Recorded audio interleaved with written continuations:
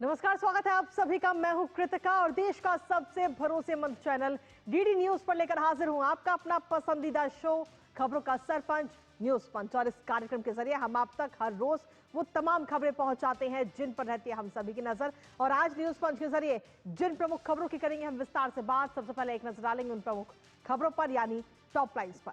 और top lines में आज सबसे पहले बात होगी जो दिल्ली के अंदर एक भयानक हादसा हुआ है। जी हाँ, BMW गाड़ी के साथ जो हादसा हुआ उस हादसे को लेकर, क्योंकि उस हादसे में जिस व्यक्ति की मौत हुई है, कहा जा रहा है कि उस व्यक्ति को बचाया जा सकता था लेकिन उसको नहीं बचाया गया। आखिर क्या है पूरी कहानी, बताएंगे इस खबर के बारे में विस्तार से आपको कि आखिर क्यों मौत का लॉन्ग कट लिया गया। इसी के साथ जो दूसरी प्रमुख खबर है वो GST से जुड़ी है। जी हाँ, GST कट और किसानों की लॉटरी। जी हाँ, किसानी क्षेत्र की अगर हम बात करें, खेती किसानी की बात करें, तो उसमें जो GST में राहत मिली है उससे किसानों की बल्ले बल्ले तो हुई है, लेकिन साथ ही जो किसानी में जो पैसा लगता था, उनकी जो लागत लगती थी, उसमें अब किसानों को काफी बचत होने वाली है।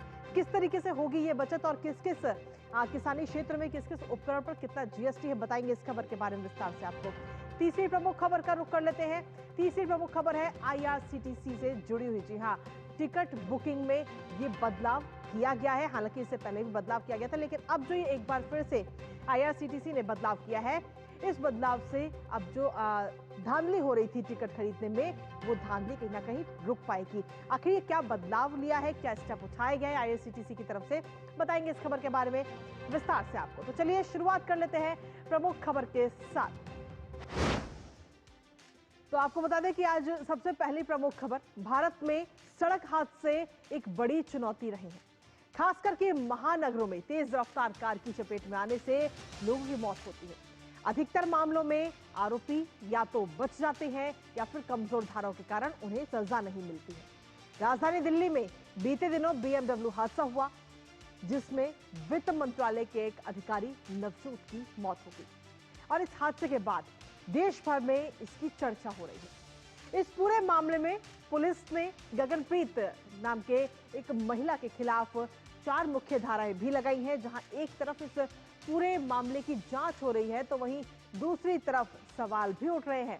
और ऐसे में जब अस्पताल नजदीक था तो फिर आखिर क्यों मरीज को, यानी कि नवजोत को 19 किलोमीटर दूर के अस्पताल ले जाया गया?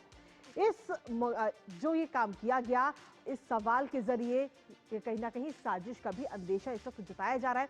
बताएंगे आपको पूरी खबर और साथ ही आपको बताएंगे कि आखिर किन किन धाराओं में मामला दर्ज किया गया है। लेकिन उससे पहले आपको दिखाते हैं अस्पताल की दूरी पर सवाल।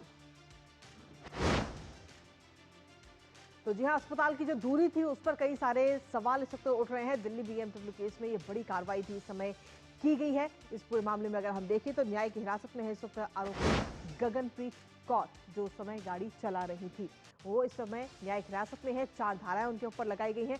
गगनप्रीत की जमानत याचिका पर भी सुनवाई कल होनी है और देखना होगा कोर्ट की तरफ से क्या कुछ फैसला दिया जाता है। लेकिन जहां एक तरफ सुनवाई है, वहीं दूसरी तरफ अस्पताल की जो दूरी थी उस पर कई सारे सवाल इस समय उठ रहे हैं, क्योंकि जिस जगह पर यह हादसा हुआ, जो दुर्घटना स्थल है, वहां से 19 किलोमीटर दूर अस्पताल में आखिर क्यों ले जाया गया मरीज को। सवाल ये उठ रहा है कि जब पास में ही अस्पताल मौजूद था तो उसको वहां पर क्यों नहीं ले जाया गया, अस्पताल में भर्ती क्यों नहीं कराया गया पास के अस्पताल में। आसपास के अस्पताल में भर्ती न कराने के पीछे कई सारी वजह भी है, लेकिन कई सारे सवाल भी उठ रहे हैं कि आखिर मौत का लॉन्ग कट क्यों लिया गया। जब जिस जगह पर हादसा हुआ उस जगह के आसपास कई सारे अस्पताल थे, तो आखिर वहां पर उसे इतनी दूर अस्पताल 19 किलोमीटर दूर क्यों ले जाया गया। आखिर 19 किलोमीटर दूरी की क्या मजबूरी थी, ये सवाल इस समय सीधे तौर पर उठ रहा है। क्योंकि जिस जगह ये हादसा हुआ उस जगह की अगर हम बात करें तो मात्र 1.5 किलोमीटर ही आर्मी बेस का हॉस्पिटल है। और जब इतने पास ये हॉस्पिटल है तो फिर आखिर वहां पर क्यों एडमिट नहीं कराया गया मरीज को? क्योंकि अगर समय रहते ही उसको अस्पताल ले जाया जाता तो हो सकता है कि आज नवजोत हम सभी के बीच होता।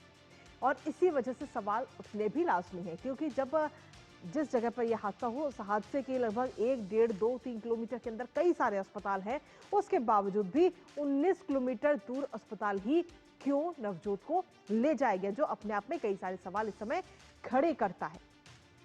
आखिर अस्पताल की दूरी कितनी है घटना स्थल से, एक नजर उस पर डालते हैं। क्योंकि अगर सबसे पहले आर्मी बेस अस्पताल की अगर हम बात करें तो आर्मी बेस अस्पताल मात्र 1.5 किलोमीटर है। आरआर आर्मी हॉस्पिटल की अगर हम बात करें तो वो जिस जगह पर दुर्घटना हुई, जिस जगह पर हादसा हुआ, वहां से मात्र 6 किलोमीटर की दूरी पर है। दीनदयाल उपाध्याय अस्पताल, जिसको बताया जा रहा है कि 7.2 किलोमीटर की दूरी पर मौजूद था। एम्स हॉस्पिटल, जो कि 9.4 किलोमीटर की दूरी पर मौजूद था, लेकिन नवजोत को एम्स भी नहीं ले जाया गया। सफदरजंग हॉस्पिटल की अगर बात करें तो 9.5 किलोमीटर दूर सफदरजंग हॉस्पिटल था घटनास्थल से। आरएमएल की अगर हम बात करें तो आरएमएल भी काफी नजदीक बताया जा रहा है। आरएमएल की दूरी जो है घटनास्थल से वो 10 किलोमीटर बताई जा रही है। इसके अलावा जो मल्टी स्पेशलिटी हॉस्पिटल की अगर हम बात करें तो सुपर स्पेशलिटी हॉस्पिटल है, जो कि करीब 10.9 किलोमीटर यानी कि करीब 11 किलोमीटर दूर था। ये तमाम वो अस्पताल है जो घटनास्थल से नजदीक थे, लेकिन उसके बावजूद भी नवजोत को उस हॉस्पिटल में एडमिट कराया गया जिसकी दूरी 19 किलोमीटर थी, जो अपने आप में कई सारे सवाल इस समय खड़े करती है। लेकिन फिलहाल इस पूरे मामले में जहां एक तरफ जांच हो रही है तो वहीं दूसरी तरफ साजिश का भी अंदेशा। लेकिन आखिर जांच के दौरान किन किन धाराओं में पूरा मामला इस समय दर्ज किया गया है, एक नजर उस पर डालते हैं, क्योंकि बताया जा रहा है कि 4 मुख्य धाराओं में ये पूरा मामला दर्ज किया गया है, जिसमें सबसे पहली धारा है धारा 281 लापरवाही से वाहन चलाना, जिसके अंतर्गत आता है। और ये 4 वो धाराएं जिन पर केस दर्ज किया गया है, जिनके तहत, जिसमें सबसे पहली धारा है धारा 281। उसका में जो दूसरी धारा है वो आती है धारा 125B, यानी कि दूसरों की जान को खतरे में डालना, जिसके लिए धारा 125B लगाई जाती है। और इसके साथ ही धारा 105 जो कि गैर इरादतन हत्या के उसमें लगाई जाती है। और इसी पूरे मामले को लेकर के आखिर डीएसपी की तरफ से क्या कुछ कहा गया है वो एक बार आपको सुनाते हैं। इस पूरे इंसिडेंट के अंदर हमारी एफआईआर ऑलरेडी रजिस्टर हो गई है। सीसीटीवी फुटेज जो इस इंसिडेंट की थी वो ऑलरेडी प्रिजर्व कर ली गई है और फर्दर इन्वेस्टिगेशन अभी आगे चल रही है। इसकी जो भी जानकारी है, जो विक्टिम हैं उनको बताया जा रहा है कि वो मिनिस्ट्री ऑफ फाइनेंस के हैं। They are riding on the bike अपनी वाइफ के साथ, और जो एक्यूज और जो हमारे सस्पेक्ट हैं इस केस के अंदर वो BMW कार में थे और वो गुड़गांव में उनके हस्बैंड का अपना एक बिजनेस है। तो इस पूरे मामले को लेकर फिलहाल अभी लगातार जांच की जा रही है। मुख्य 4 धाराएं हैं जिनके तहत ये पूरा मामला अभी तक दर्ज किया गया है और जांच अभी लगातार जारी है। कल कोर्ट में सुनवाई भी होनी है जमानत को लेकर के। हमारे साथ हमारे सहयोगी मुकेश शुक्ला इस वक्त जुड़ गए हैं फोनलाइन पर, सीधा उनका रुख करेंगे। मुकेश, क्या कुछ ताजा अपडेट है आपके पास में इस पूरे मामले को लेकर? दिल्ली के अंदर जो BMW हादसा हुआ जिसकी चर्चा इस समय हर तरफ है। बिल्कुल एक बहुत दर्दनाक हादसा था कृतिका। जिस तरह से देखिए 2 दिन पहले बंगला साहिब गुरुद्वारे से महज अपने घर से 5 से 6 किलोमीटर दूर का सफर रह जाता है। कर्नाटका भवन में खाना खाते हैं मोती बाग में, उसके बाद दौलतपुर की तरफ निकलते हैं और ये BMW कार जो है वो उन दोनों दंपतियों को रौंदती हुई निकल जाती है। और जिस तरह से ये एक्सीडेंट है, आप देखिए BMW का जो फ्रंट है वो जितना बुरी तरह से डैमेज, यानी टक्कर बहुत जोर से मारी गई थी और उसके बाद वहां से 19 किलोमीटर नॉर्थ में ले जाना, यानी दक्षिण पश्चिम से साउथ वेस्ट से नॉर्थ तक का सफर तय करना, ये कहीं ना कहीं अपने आप में जो है एक तरह की पहेली है कि इतनी दूर क्यों ले गए। हालांकि एफआईआर में उसने बताया है कि एक्यूज ने कि मेरे को वहां पर मैंने अपने बच्चों को कोविड में एडमिट कराया था तो मेरे पास वही सोर्स था तो मैं घबराहट में वहां ले गई। लेकिन बार बार जो उसकी वाइफ थी वो ये कह रही थी कि आप इसको नजदीकी अस्पताल ले जाइए। तब तक उनकी सांसें चल रही थी, वो बेहोशी की हालत में थे, शायद बचने के कुछ चांसेस हो सकते थे। एक डिप्टी सेक्रेटरी की पोस्ट पे फाइनेंस मिनिस्टर में काम करने वाला व्यक्ति इस तरह से BMW कार का शिकार हो जाता है और उसकी जान चली जाती है। बहुत दर्दनाक है। विजुअल जो है वो कहीं ना कहीं आपको देखिए, जो भी उसको देख रहा होगा सहम सा गया होगा। वहां आसपास में जो लोग थे वो कह रहे थे कि जो टक्कर थी वो बहुत जोर से मारी गई थी। और साथ ही साथ जो हॉस्पिटल्स का आपने बताया विश्लेषण, उसके पास आप देखिए प्राइमस हॉस्पिटल था जो मल्टी स्पेशलिटी हॉस्पिटल था और मोतीबाग और चाणक्यपुरी के ठीक पीछे है, वो बहुत दूर नहीं था, वहां से 3 या 4 किलोमीटर की दूरी पर था। आप वहां ले जा सकते थे, आरआर हॉस्पिटल जा सकते थे, एम्स ट्रॉमा जा सकते थे, सफदरजंग जा सकते थे। लेकिन 19 किलोमीटर दूर, यानी आपने जानबूझ के किसी व्यक्ति की जो जिंदगी है उसको खतरे में डालो, फाइनली उनकी जिंदगी आपने ले लो। और जो लेडी है, उनकी जो वाइफ है, उनको भी काफी ज्यादा इंजरी हो रखी है, उनके सर में चोटें हैं, मल्टीपल उनके फ्रैक्चर्स हो रखे हैं। और बाद में वहां पर जब उनके परिवार वाले पहुंचे कृतिका, तो वहां पर भी छुपाने की कोशिश की जाती है। यानी कहीं ना कहीं इन्फ्लुएंस था वो हॉस्पिटल इन लेडीज से या इन बिजनेसमैन से कि किसी भी तरह से इसको लेपापोती की जा सके इस मामले की। लेकिन मामला जो है वो बहुत ज्यादा आप देखिए फाइनेंस मिनिस्ट्री से जुड़ा, तो निश्चित तौर पर कहीं ना कहीं इसमें उनके अधिकारी भी अब इन्वॉल्व होंगे और दिल्ली पुलिस जो है इसकी जांच कर रही है। 2 दिन की अभी रिमांड पर लिया गया है लेडी को और जानने की कोशिश की जाएगी। वो तो कह रही है कि वो ब्लैंक हो गई थी, उन्हें पता ही नहीं लगा कि एक्सीडेंट हो कैसे गया। लेकिन ये तो जब पुलिस की इंटेरोगेशन में होगा तब पता लगेगा कि आखिर गलती कहाँ थी, क्यों नहीं उनको दिखाई दी ये बाइक और जिसपे 2 लोग सवार थे। देखिए, जब हादसा होता है तो उस हादसे के बाद में सबसे ज्यादा जरूरी है प्राथमिक उपचार, और जब आर्मी अस्पताल मात्र 1.5 किलोमीटर की दूरी पर था तो आखिर क्यों उसी समय नवजोत को 1.5 किलोमीटर दूर के अस्पताल में नहीं ले जाया गया? ये अपने आप में कई सारे सवाल खड़े करता है, क्योंकि जब हादसा हुआ है तो उस हादसे के बाद में मरीज को इमरजेंसी में तुरंत एडमिट कराया जा सकता था, जिसके बाद में प्राथमिक उपचार के बाद में उम्मीद थी कि शायद वो आज हम सभी के बीच होते। मुकेश, बिल्कुल उम्मीद की जा सकती थी। ऐसा ही उनकी वाइफ भी क्लेम कर रही है कि वो बार बार रिक्वेस्ट कर रही थी कि आप इनको पास के हॉस्पिटल में ले जाइए। पोर्टर करके जो वो ओमनी वैन थी उसमें उनको डाल करके पीछे की तरफ लेटा दिया गया और उनकी वाइफ को उसके पास बैठा दिया गया और बार बार रिक्वेस्ट कर रही थी उस लेडी से कि आप पास के हॉस्पिटल में ले जाइए। क्योंकि आप देखिए एक तरफ से दूसरी तरफ जाना 3 साढ़े 3 बजे का समय था, पूरा ट्रैफिक भी होता है, आप दिल्ली के एक कॉर्नर से दूसरे कॉर्नर ट्रेवल करते हैं, तो कहीं ना कहीं ये लापरवाही साफ तौर पर दिखती है कि इन्होंने इसको छुपाने की कोशिश की होगी और लेकिन उस दौरान जो देरी हुई उसमें एक इतना बड़ा अधिकारी जो था वो अपनी जान गंवा बैठा। चलिए, बहुत बहुत शुक्रिया मुकेश, तमाम जानकारी और अपडेट्स हमारे साथ साझा करने के लिए, इस खबर से जुड़े हुए। और इसी के साथ चलिए अब अगली महत्वपूर्ण खबर का रुख कर लेते हैं, जो है किसानों से जुड़ी हुई ये अगली महत्वपूर्ण खबर, जहां आपको बता दें कि किसान भारत की अर्थव्यवस्था की रीढ़ है, जिन्हें मजबूत करने के लिए जीएसटी काउंसिल ने कृषि क्षेत्र के लिए हाल ही में एक ऐतिहासिक सुधार पैकेज पेश किया है, जिसमें खेती की लागत कम होगी, किसानों को आधुनिक तकनीक अपनाने में आसानी होगी और साथ ही भारतीय कृषि को अधिक प्रतिस्पर्धा और टिकाऊ बनाने का भी रास्ता इसके जरिए खुलेगा। जीएसटी 2.0 केवल टैक्स कटौती नहीं है, बल्कि ये एक नीतिगत संदेश है। ये किसानों, सहकारी समितियों और छोटे उद्यमों को विकसित भारत 2047 के विजन की ओर जाने के लिए एक बड़ा कदम है, और ये कदम ग्रामीण भारत के लिए भी एक नई उम्मीद है। कम लागत, ज्यादा उत्पादन और आसान बाजार पहुंच से न सिर्फ किसानों की आय बढ़ेगी, बल्कि गांवों में रोजगार के भी नए नए अवसर खुलेंगे। करेंगे चर्चा अपने संवाददाता से, लेकिन उससे पहले आपको दिखाते हैं किसानों के लिए खेती होगी आसान। जी हां, अब खेती किसानी आसान होगी किसानों के लिए, क्योंकि किसान को हम भारत का अर्थव्यवस्था की रीढ़ के तौर पर किसान को हम मानते हैं। और खाद पर क्योंकि 5%, ट्रैक्टर पर 12% और मशीनों पर 12%। पहले जो टैक्स था वो लगता था, लेकिन जिससे किसानों की लागत जो है 15 से 20% बढ़ जाती थी, लेकिन अब उसको घटा दिया गया है। सीधे तौर पर आपको बता दें कि जीएसटी 2.0 ने इन विसंगतियों को, जो समस्याएं थी, जो रेट बढ़े हुए थे, उसको कम किया है दर में बदलाव करते हुए। और इसके साथ ही इससे कहीं ना कहीं जो छोटे किसान हैं वो भी आधुनिक मशीनरी को अपना पाएंगे अपनी खेती करने के लिए, और खास तौर पर छोटे किसानों को ध्यान में रखते हुए ये बड़ा कदम उठाया गया है। किसान की उपज और आय दोनों में बढ़ोतरी होगी। इसके साथ ही फल सब्जियों पर टैक्स घटने से भी कहीं ना कहीं कोल्ड स्टोर में जो निवेश है वो भी आगे बढ़ता हुआ नजर आएगा, और कोल्ड स्टोर सस्ता होने की वजह से फसल की जो बर्बादी पहले होती थी, क्योंकि कोल्ड स्टोर महंगा था, जिसकी वजह से किसान कोल्ड स्टोर की तरफ रुख कम करते थे, लेकिन अब वो भी चीजें बदलेंगी और बर्बादी फल सब्जियों की कम होगी। वाणिज्यिक वाहन पर भी टैक्स घटाने से लॉजिस्टिक में किसानों को राहत मिलेगी। जो उनकी फल सब्जियां हैं उनको आसानी से वो दूसरी जगह पहुंचा सकते हैं लॉजिस्टिक के जरिए। मंडी के बाहर भी बिक्री के विकल्प किसानों के लिए आगे आने वाले समय में खुलेंगे, क्योंकि किसान उत्पादक संगठन यानी एफपीओ और ऑनलाइन प्लेटफॉर्म्स जो है वो भी बढ़ते हुए नजर आएंगे, और ग्रामीण अर्थव्यवस्था को इसके जरिए सीधे तौर पर मजबूती मिलती हुई नजर आएगी। तो किसानों को खासतौर पर ध्यान में रखते हुए ये बड़ा कदम सरकार की तरफ से उठाया गया है, क्योंकि लक्ष्य है साल 2047 में विकसित राष्ट्र बनाने का, और उस लक्ष्य को हासिल करने के लिए हर एक की अपनी अपनी भूमिका है।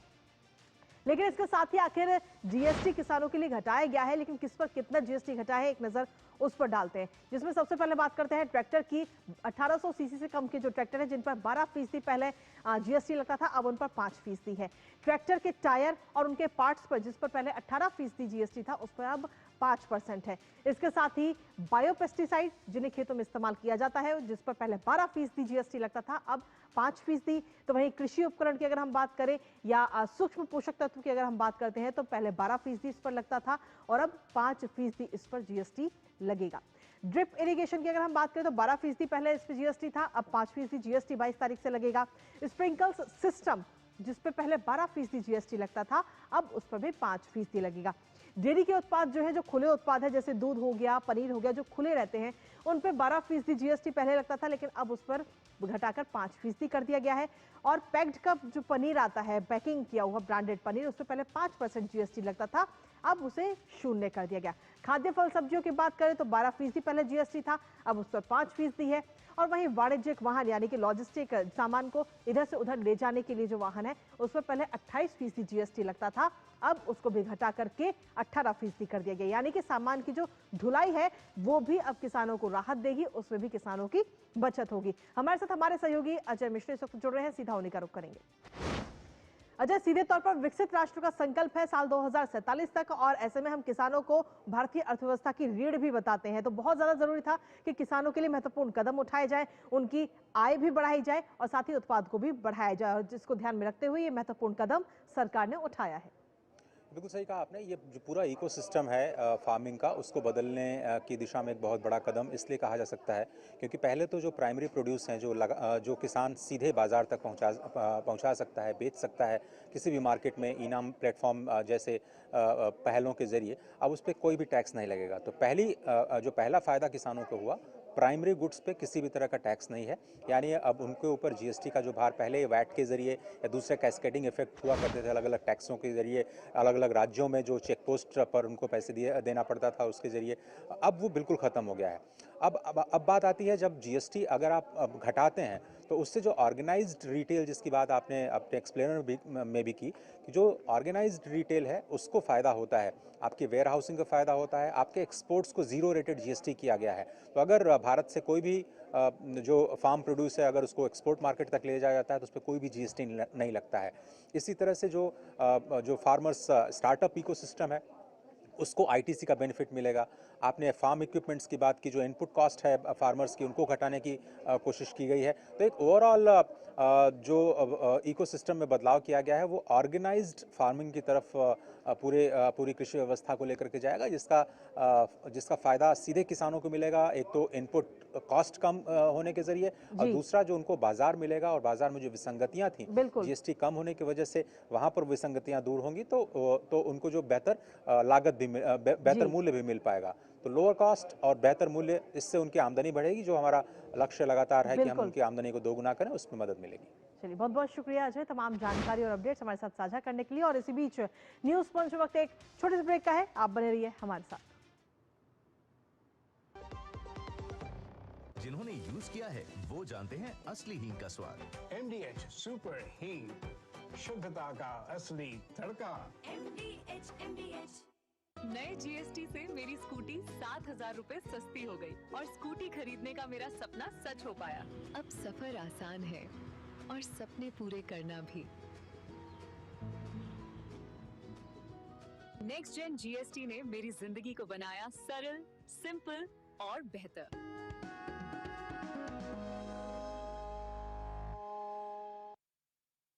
जब धरती चीर कर निकलता है लोहे का पत्थर और मिलता है मोंगिया के जोश से, फिर तपता है, पिघलता है और बनता है फौलाद। अब होता है सरिया सारी खूबियों के साथ। मोंगिया स्टील, मजबूत देश का मजबूत सरिया। और ब्रेक के बाद एक बार फिर से स्वागत है आप सभी का। अब रुक करते हैं हमारी तीसरी महत्वपूर्ण खबर का। भारतीय रेलवे से सफर करने वाले करोड़ों लोगों के लिए ये बड़ी खबर है। जी हां, भारतीय रेलवे ने एक बार फिर से टिकट बुकिंग के नियमों में बड़ा बदलाव किया है। दरअसल आपको बता दें कि हाल ही में 1 जुलाई 2025 को ही IRCTC ने के पोर्टल से टिकट बुकिंग के लिए आधार कार्ड को अनिवार्य किया गया था। और अब रेलवे ने एक और बड़ा कदम और एक बड़ा बदलाव किया है, जिससे आम आदमी सबसे ज्यादा प्रभावित होगा। दरअसल अक्सर हम देखते हैं और अक्सर देखा भी गया है कि टिकट खुलते ही, टिकट काउंटर जैसे ही खुलता है, उसके बाद में एजेंट या तो सॉफ्टवेयर की मदद से सीधे तौर पर सीटें पहले से ही बुक कर ली जाती हैं, जिससे जो आम यात्री हैं उनको इसका लाभ नहीं हो पाता, उनको सबसे ज्यादा परेशानी होती है। लेकिन अब आगे आने वाले समय में ऐसा बिल्कुल नहीं होगा। अब आधार वेरिफिकेशन के जरिए ही असली यात्री ही तुरंत टिकट बुक कर सकते हैं। जी हाँ, 1 अक्टूबर 2025 से रिजर्वेशन खुलने के बाद पहले 15 मिनट केवल वही लोग ऑनलाइन टिकट बुक कर पाएंगे जिनका आधार वेरिफिकेशन हुआ है। जानेंगे लेटेस्ट अपडेट अपने संवाददाता से इस खबर को लेकर, लेकिन उससे पहले आपको दिखाते हैं 1 अक्टूबर से टिकट बुकिंग में बड़ा बदलाव। तो जी हां, 1 अक्टूबर से ही ऑनलाइन टिकट बुकिंग में ये नियमों में ये बड़ा बदलाव किया जा रहा है। टिकट बुकिंग में हालांकि इससे पहले 1 जुलाई को भी बदलाव किए गए थे और पहले 15 मिनट आधार वेरिफाइड यूजर को ही टिकट खरीदने का ये अनुमति दी जाएगी, यानी कि जिनका आधार कार्ड उसमें अटैच है सिर्फ वही लोग टिकट बुक कर सकते हैं। IRCTC की वेबसाइट और ऐप के जरिए ही ये टिकट बुक कर सकते हैं। सामान्य आरक्षित टिकट बुकिंग के समय में हालांकि किसी प्रकार का कोई बदलाव नहीं किया गया, लेकिन पहले 15 मिनट जो हैं वो उन्हीं लोगों के लिए है जिनका आधार कार्ड अटैच हो रखा है। अधिकृत एजेंट पहले दिन जो आरक्षित टिकट बुक है वो नहीं कर सकते हैं। इसके साथ ही आपको बता दें कि तत्काल रिजर्वेशन के लिए पहले से ही नियम लागू है और अब एक और ये बड़ा बदलाव किया गया है। हमारे साथ हमारे सहयोगी इस वक्त राजेश इस वक्त जुड़ गए हैं ऑनलाइन पर, सीधा उनका रुख करेंगे। राजेश, क्या कुछ ताजा अपडेट है आपके पास में इस पूरी खबर को लेकर? सीधे तौर पर जो आम यात्री हैं, जो जनरल लोग हैं, उनको किसी प्रकार की कोई परेशानी ना हो, उसको ध्यान में रखते हुए ये बड़ा कदम उठाया गया है। राजेश, आप देखिए कृतिका, ये भारतीय रेल की एक अद्भुत पहल है कि अमूमन आप देखते थे कि जैसे ही पहले IRCTC की वेबसाइट खुलती थी तो कहीं ना कहीं जो ब्रोकर्स, जो रेल के जो एजेंट थे, वो उसको लेकर के सबसे पहले जो है काट करके और ब्लैक कर दिया करते थे। भारतीय रेल ने आम लोगों की दिक्कतों को सहूलियत में तब्दील करने के लिए ये ऐतिहासिक फैसला किया है, ताकि जो आम लोग हैं जिन्हें जो टिकट से वंचित रह जाते थे और जो रेलवे के ब्रोकर थे वो उन टिकटों को काट कर और फिर उसे ऊंची कीमतों में बेच लिया करते थे, उन पर लगाम कसने के लिए, उन पर नकेल कसने के लिए भारतीय रेल ने यह एक अनोखी पहल की है, जिसका निश्चित तौर पर चारों तरफ जो है स्वागत किया जा रहा है। रेलवे के जो मुसाफिर हैं वो बहुत खुश हैं, उत्साहित हैं और आधार वेरिफिकेशन जो है उसको सुनिश्चित किया गया है कि जो पहला 15 मिनट होगा उसमें जो लोग आधार से लिंक किए गए होंगे वो लोग ही टिकट काट सकेंगे। तो यह निश्चित रूप से एक ऐसी पहल है जिसमें ब्लैक मार्केटिंग, जो रेलवे की एक बड़ी समस्या पहले से रही है, उस पर कहीं ना कहीं भारतीय रेल ने पूरी तौर पर शिकंजा कस दिया है, जिसके बाद जो आम लोग हैं उन्हें टिकटों की खरीदारी में बहुत आसानी होगी। और आपने पहले भी देखा है कि भारतीय रेल ने अनेक तरह की पहले की हैं। पहले चार्ट 3 घंटे पहले बनते थे, उसको 8 घंटे पहले किया गया है, क्योंकि लोग जो दूर, अगर गाजियाबाद से किसी को अगर नई दिल्ली रेलवे स्टेशन आना हो टिकट ये ट्रेन पकड़ने के लिए, वो घर से निकलते थे, कई बार चार्ट नहीं बनता था, टिकट कंफर्म नहीं हुआ, रास्ते में लटक जाते थे। अब 8 घंटे पहले चार्ट बन गया। अब जिन लोगों को बर्थ आरक्षित कर दिए गए हैं वो आराम से जाकर सुगम यात्रा करते हैं, जिन्हें बर्थ नहीं मिल पाता है वो दूसरे दिन के लिए फिर प्रयास करते हैं। तो भारतीय रेल रोज कुछ न कुछ नया बिल्कुल वो प्रयोग कर रही है, ताकि आम लोगों की दिक्कतों को सहूलियत में तब्दील बिल्कुल उनको किसी प्रकार की कोई परेशानी ना हो, उसको ध्यान में रखते हुए लगातार एक एक करके ये कदम उठाए जा रहे हैं। फिलहाल बहुत बहुत शुक्रिया राजेश, तमाम जानकारी और अपडेट्स हमारे साथ साझा करने के लिए। और इसी के साथ न्यूज पंच मुझे और हमारी पूरी टीम को दीजिए अनुमति, दोपहर 2 बजे फिर होगी आपसे मुलाकात कुछ और महत्वपूर्ण खबरों के साथ। तब तक के लिए नमस्कार।